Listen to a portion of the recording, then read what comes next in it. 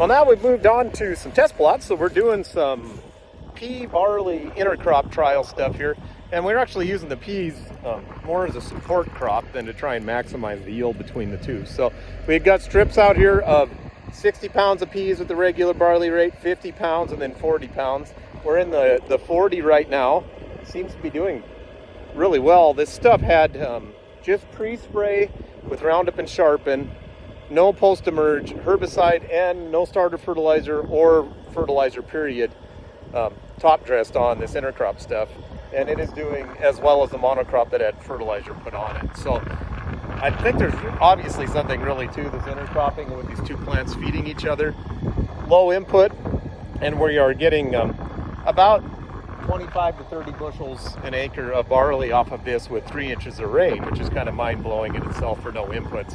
And this is barley on barley, which normally would be a wreck too with no fertilizer. So pretty cool.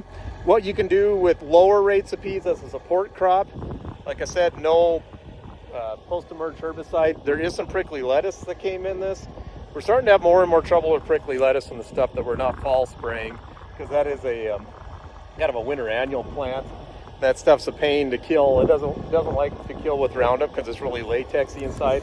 I'm sure most of you guys have seen this stuff, but I'll pull it up.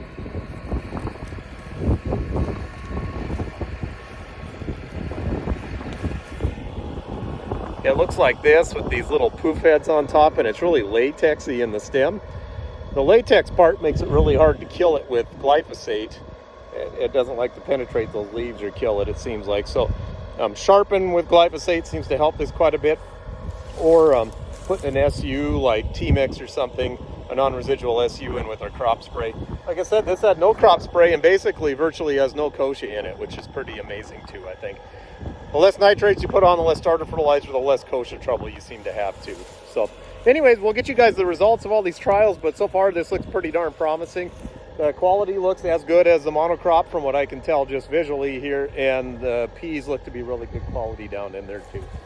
Just real quick, like I can just show you down in the canopy, we've got peas that actually vined up.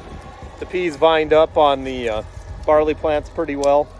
There's good quality peas inside here. And the barley itself is pretty darn good quality too. So all in all, real happy with this trial.